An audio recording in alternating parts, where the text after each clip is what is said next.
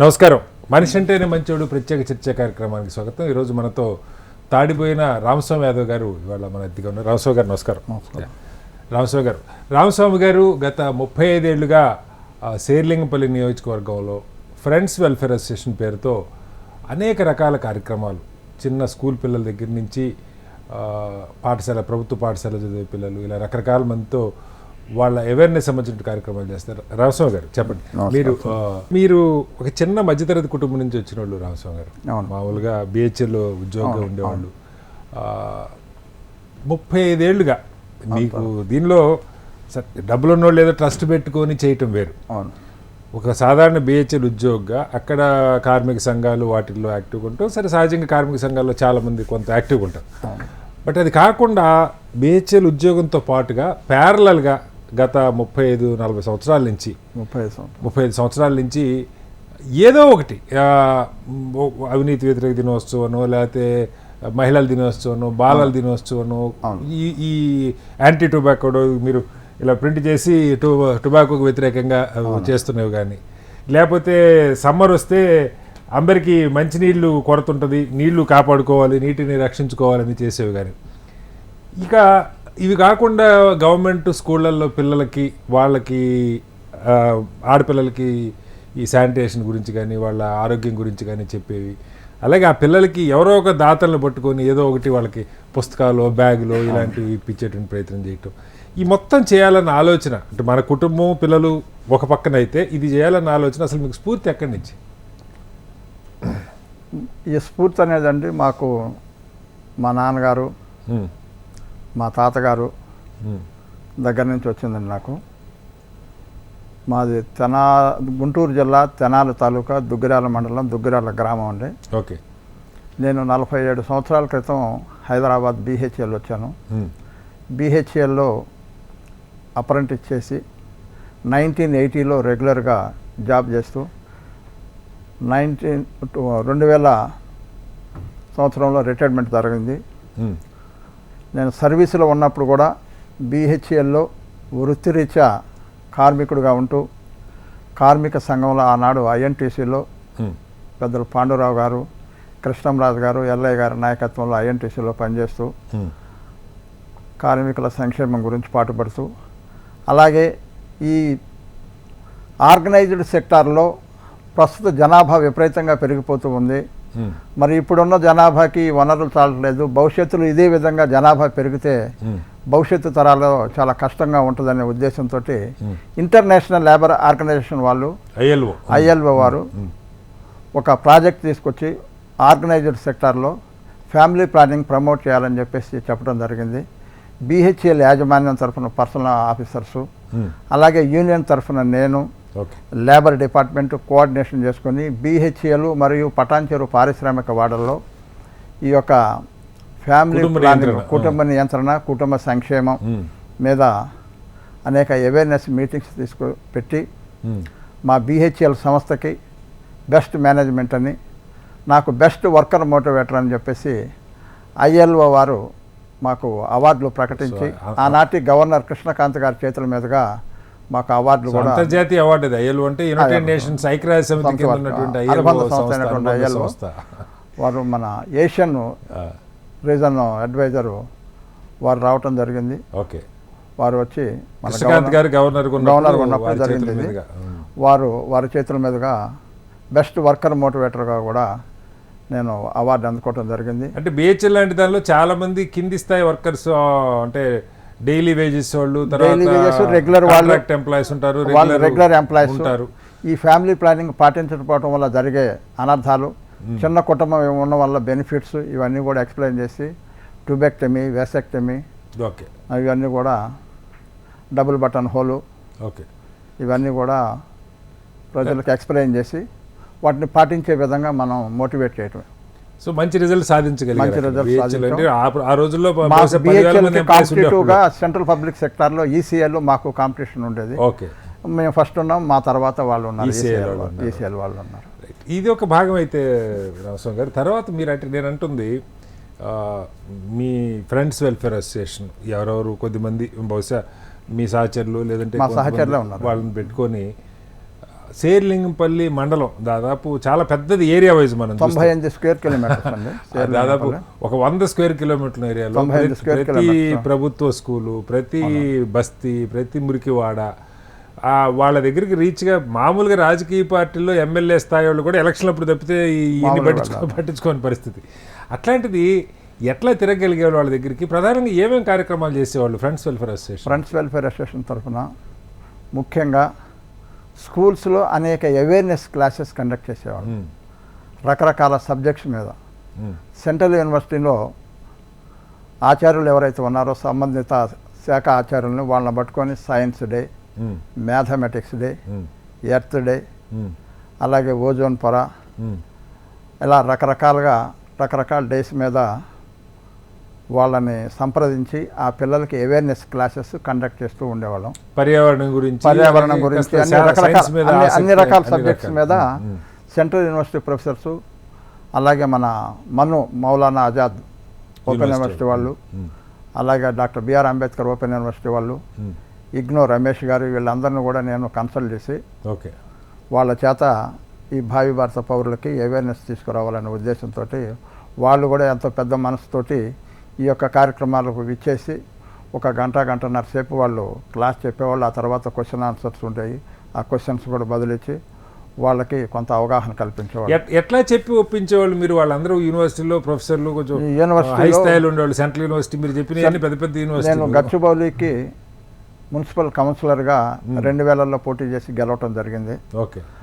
ఈ central university, అలాగే ఆర్టీటీసీ, telecom Nagar, engineering staff college, ఇవన్నీ కూడా నా వార్డులోనే ఉండేవి. ఓకే.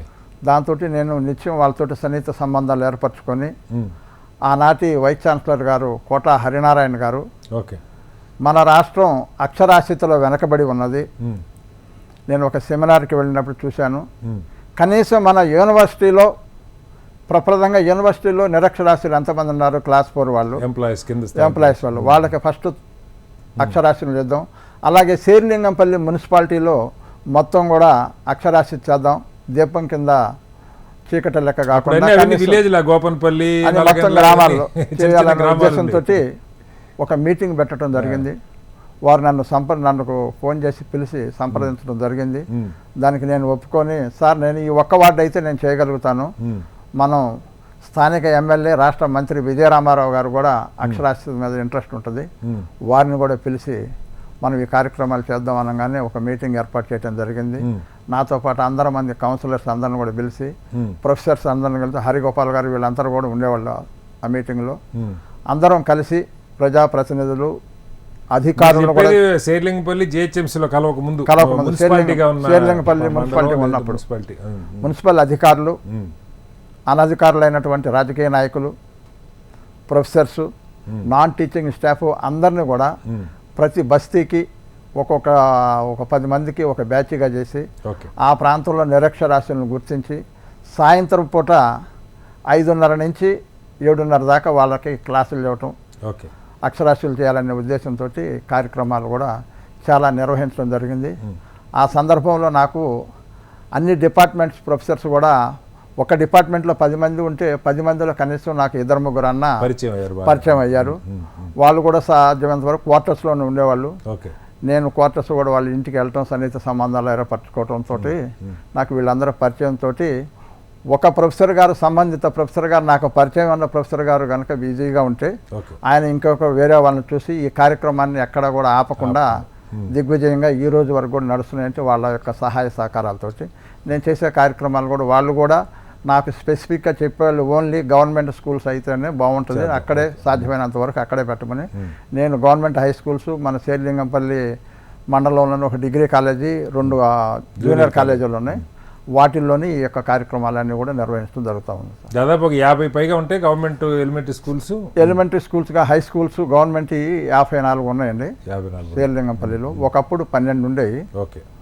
నేను కౌన్సిలర్ అయిన తర్వాత ప్రభుత్వానికి అనేక విజ్ఞప్తులు చేసి, వ్యక్తిగతంగా నాకు తెలిసిన ఐఏఎస్ ఆఫీసర్స్ వాళ్ళు వీళ్ళు ఉంటే వాళ్ళ దగ్గరికి వెళ్ళి రిక్వెస్ట్ చేస్తే ఇప్పుడు చాలా స్కూల్స్ వచ్చినాయండి. తర్వాత అడిషనల్ రూమ్స్ కూడా చాలా ఇచ్చారు. ఇప్పుడు 54 స్కూల్స్ అయినాయి శేర్లింగంపల్లి మండలంలో.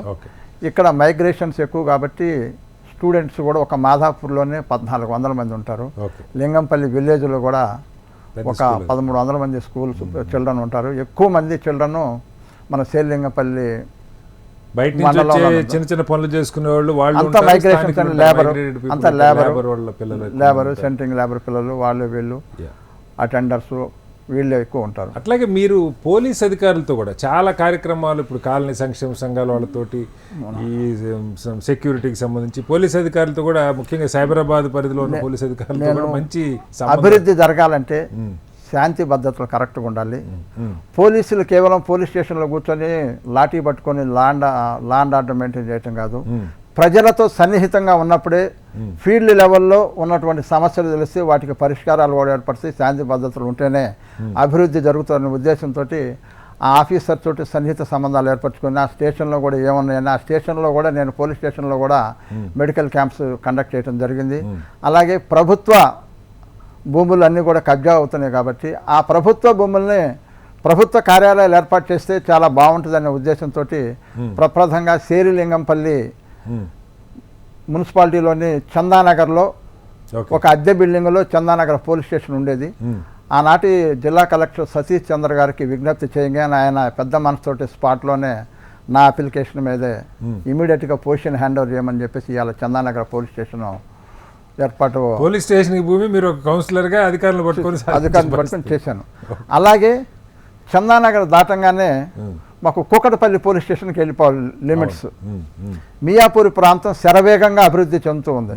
ఏదన్నా చిన్న లాండ్ ఆర్డర్ ప్రాబ్లం వచ్చినా యాక్సిడెంట్స్ అయినా కానీ మేము కూకటపల్లి వెళ్లాల్సి వస్తుంది. కూకటపల్లి సపరేట్ మండలం, లింగంపల్లి సపరేట్ మండలం కాబట్టి మియాపూర్ కూడా ఒక పోలీస్ స్టేషన్ ఉండాలని చెప్పేసి ఆనాటి రంగారెడ్డి జిల్లా ఎస్పీ దినకర్ ప్రసాద్ గారిని సంప్రదించి ఇక్కడ నోడల్ ఆఫీసర్ గారిని కూడా సంప్రదించి వారితోటి నా అప్లికేషన్ మీద వారి చేత ఎండాస్ చేయించి అది తీసుకెళ్లి దినకర్ ప్రసాద్ గారికి ఇచ్చి గవర్నమెంట్లో హోమ్ సెక్రటరీ గారిని కూడా కలిసి మియాపూర్లో పోలీస్ స్టేషన్ ఏర్పాటు చేయడం జరిగింది. ఆ తరువాత ప్రప్రదంగా పోలీస్ స్టేషన్ పెట్టారు అద్దె బిల్డింగ్లో. ఆ తర్వాత అక్కడ కూడా గవర్నమెంట్ స్థలం అలాట్ అయిన తర్వాత పోలీస్ హౌసింగ్ కార్పొరేషన్ వాళ్ళు ఒక 6 నెలల తర్వాత శాశ్వత భవనం కట్టారు ఇవాళ మియాపూర్ పోలీస్ స్టేషన్లో. అలాగే మన సైబరాబాద్ కమిషనర్ గారు మహేందర్ రెడ్డి గారు ఉండేవారు. వారు సైబరాబాద్ కమిషనరేట్ కట్టాలి అన్నప్పుడు ఒక సిటీ నలుమూలలో ఒక 4 ప్రదేశాలు చూశారు. 4 ప్రదేశాల్లో నేను ప్రప్రథంగా నన్ను సంప్రదిస్తే నేను గచ్చిబౌలిలో ఇప్పుడు గచ్చిబౌలి పోలీస్ స్టేషన్ ల్యాండ్ 3.5 ఎకరాలు ఉంది. సైబరాబాద్ కమిషనర్ ఇప్పుడున్న గచ్చిబౌలి పోలీస్ స్టేషన్ స్థలం చూపించడం జరిగింది 3.5 ఎకరాలు. ఆయన చాలా బాగుంది కానీ ఇది సరిపోదు 30-40 ఎకరాలు కావాలని చెప్పేసి చెప్పడం జరిగింది. ఆ తర్వాత ఇప్పుడు సైబరాబాద్ కమిషనరేట్ ఉన్న స్థలంలో కూడా చూపించడం జరిగింది. దానికి వారు ఒప్పుకొని ఆనాటి డీజీపీ గారిని తీసుకొచ్చి సుకుమార్ గారిని తీసుకొచ్చి చూసిన తర్వాత కొంత చిన్న ల్యాండ్ ప్రాబ్లము ఎవరో ఒక గుడిసేసుకొని ఉంటున్నారు, వాళ్ళకి అన్యాయం జరగకుండా 5 వాంబే హౌసెస్ కూడా ఎంఆర్ఓ గారితో మాట్లాడి తక్షణమే కమిషనర్ గారు, నేను, ఎంఆర్ఓ గారు, రవీంద్రబాబు గారు ఆనాటి ఎంఆర్ఓ వారికి కూడా అన్యాయం జరగకూడదనే ఉద్దేశంతో వారికి ఒక 5 వాంబే హౌసెస్ కూడా అలాట్ చేయించి ఆ స్థలాన్ని ఎటువంటి ప్రాబ్లమ్స్ లేకుండా ప్రభుత్వానికి హ్యాండ్ ఓవర్ చేసి ఇప్పుడు సైబరాబాద్ కమిషనరేట్ కట్టడం జరిగింది. పోలీస్ స్టేషన్ కావచ్చు, పోస్ట్ ఆఫీస్ కావచ్చు, బిఎస్ఎన్ఎల్ ఆఫీస్ కావచ్చు, వీటన్నిటి ఏర్పాట్లో ముందరే కలిసేవాడిని.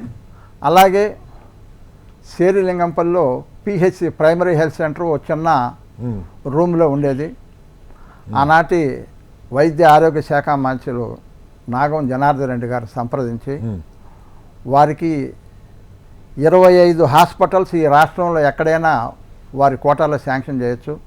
అదే ముఖ్యమంత్రి గారు పర్యటనకు వెళ్ళినప్పుడు ఏదైనా ప్రజల నుంచి విజ్ఞప్తులు వస్తే ప్రపోజల్స్ లేకుండానే ఆయన అనౌన్స్ చేస్తే ఆయనకి 50 ఉండేవి.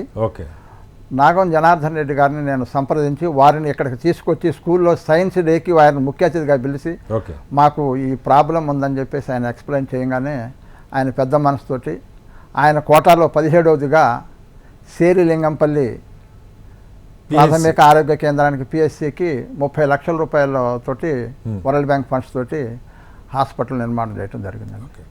అలాగే హఫీజ్పేట ప్రాంతం శరవేగంగా అభివృద్ధి చెందుతుందని అర్బన్ హెల్త్ సెంటర్స్ వచ్చినాయండి. ఆ అర్బన్ హెల్త్ సెంటర్స్కి మాకు కూడా కావాలని చెప్పేసి నేను రిప్రజెంటేషన్ ఇవ్వండి. ఆ తరువాత నేను ఎంఆర్ఓ గారిని కన్సల్ట్ చేసి ఆ అర్బన్ హెల్త్ సెంటర్ నిర్మాణం చేయడానికి రెవెన్యూ వాళ్ళ చేత ఒక 500 గజాలు ఇప్పించి ఆ 500 గజాల్లో ఇప్పుడు హఫీజ్పేటలో ఉన్నటువంటి అర్బన్ హెల్త్ సెంటరు నిర్మాణం జరిగింది. ఆ తరువాత ఆ హాస్పిటల్లోకి ఈ పందులు, కుక్కలు ఇవన్నీ కూడా రావటం జరుగుతూ ఉంది. దాంతో నీలం సహాని గారు ఇప్పుడు ఆంధ్రప్రదేశ్లో ఎలక్షన్ కమిషనర్గా ఉన్నారు. వారు ఫ్యామిలీ ప్లానింగ్ హెల్త్ కమిషనర్గా ఉండేవాళ్ళు. వారిని రిక్వెస్ట్ చేస్తే ఏం కావాలంటే కాంపౌండ్ వాళ్ళు కావాలంటే ఆమె ఇమీడియట్గా స్పాట్గా స్పందించి అసలు ఎన్ని అర్బన్ హెల్త్ సెంటర్స్ ఉన్నాయి హైదరాబాద్ పరిధిలో, వాటన్నిటిలో కాంపౌండ్ వాల్స్ ఉన్నాయా లేవని చెప్పి ఆలోచన చేసి ఇమీడియట్గా అకౌంటెంట్ గారిని పిలిచి ఎంత పైసలు ఉన్నాయి బడ్జెట్ ఇప్పుడు ఇమీడియట్గా మనం శాంక్షన్ చేస్తుంటే 40 లక్షలు ఉన్నాయంటే 35 లక్షలతోటి ప్రతి అర్బన్ హెల్త్ సెంటర్కి కూడా 3.5 లక్షలు ఇచ్చి కాంపౌండ్ వాల్స్ పెట్టుకోమని చెప్పి తక్షణ నిర్ణయం తీసుకున్నాం. ఆ రోజుల్లో అలా ఉండే కూడా వాళ్ళ దృష్టికి సమస్య వస్తే పెద్ద రాజకీయ జోక్యం లేదు, నిజంగా జెన్యూన్గా ఒక ఇష్యూ వచ్చింది, దాన్ని పరిష్కారం. నేను ఇవన్నీ కూడా రాజకీయాలకు అతీతంగానే అందరితోటి నేను అన్ని రాజకీయ పక్షాలతోటి సన్నిహిత సంబంధాలు ఉండే నాకు. నేను ఎవరితోటి వివాదంగా లేకుండా వివాదరహితుడుగానే ఉండేవాడిని.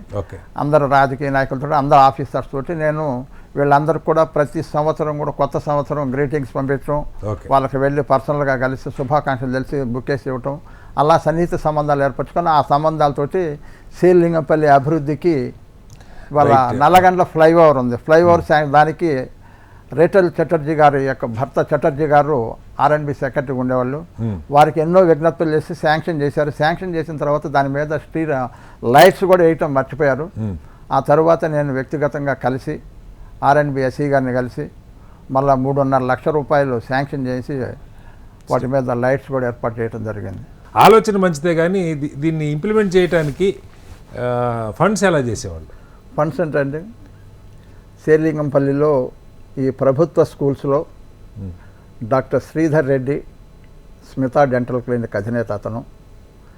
ఈ 50 స్కూల్స్లో ప్రతి సంవత్సరం ఒక్కొక్క స్కూల్లో ఒక మాసంలో 4 మెడికల్ క్యాంపులు పెట్టేవాడు, డెంటల్ క్యాంప్స్. ఆ పిల్లలకి ఏదైనా హాస్పిటల్లో ట్రీట్మెంట్ చేయాలన్నా కూడా చైర్ మీద ఫ్రీగా ఆయనే క్లీనింగ్ అవన్నీ కూడా చేసి ఫ్రీగా చేసేవాడు. మందులు, ఈ ట్రీట్మెంట్ అంతా కూడా అతనే సొంతంగా పెట్టుకునేవాడు. అలా నాకు సహకరించేవాళ్ళు.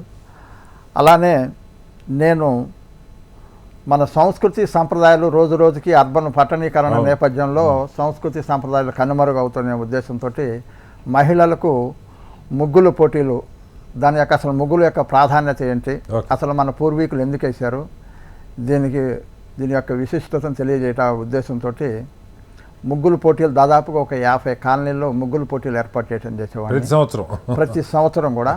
ఈ ఉమెన్స్ డే కూడా ప్రథమ ద్వితీయ 3 పోటీలు పెట్టేవాళ్ళం. వీటన్నిటికి కూడా నాకు ఎంతో పెద్ద మనసుతో అడగంగానే సంఘ సేవకుడు మూలా వెంకటేష్ గౌడు, అలాగే కొమిరిశెట్టి సాయిబాబా ఎక్స్ కార్పొరేటర్, అతను కూడా కొమిరిశెట్టి ఫౌండేషన్ అని చెప్పేసి అతను కూడా ఉంది, అతను సహాయ సహకారాలు అందించేవారు. అలాగే మన ఎర్రగుడ్ల రాజు యాదవ్ జమ్ మోటార్ అధినేత, అతను కూడా ఇచ్చేవాడు. తూనిక రాఘవేంద్రరావు, బెద్ద వెంకటేశ్వర రెడ్డి, రాఘవరావు, ఇలా చాలామంది దాతలు నాకు సహాయ సహకారాలు అందించి, అలాగే లయన్స్ క్లబ్ బాబురావు గారు, వీళ్ళందరూ కూడా నాకు సహాయ సహకారాలు అందించేవాళ్ళు. వాళ్ళ సహాయ సహకారాలతోటి ఈ కార్యక్రమాలన్నీ కూడా నేను నిర్వహించడం జరుగుతూ ఉండేది. అలాగే డాక్టర్స్ డే చేసేవాడిని. నేను యూనివర్సిటీ ఆఫ్ హైదరాబాద్లో డాక్టర్స్ డే నిర్వహించేవాడిని.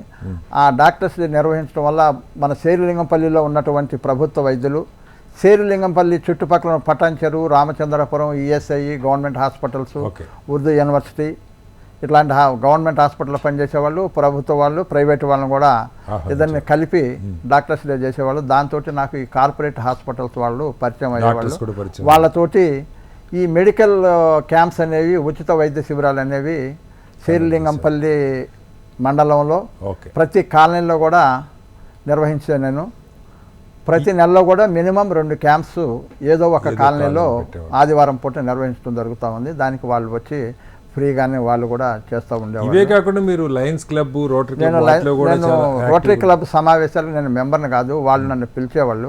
పిలిస్తే సేవా కార్యక్రమంకి వెళ్ళేవాడిని, వాళ్ళ మీటింగ్స్కి వెళ్ళేవాడిని. నేను లయన్స్ క్లబ్లో కూడా రీజన్ సెక్రటరీగా పనిచేశాను. నేను పాండురంగారావు గారు రీజన్ చైర్మన్, నేను రీజన్ సెక్రటరీగా చేశాను. చేస్తూనే నేను ఫ్రెండ్స్ వెల్ఫేర్ సైమల్టేనియస్గా నేను కూడా నడిపేవాడిని. ఓకే.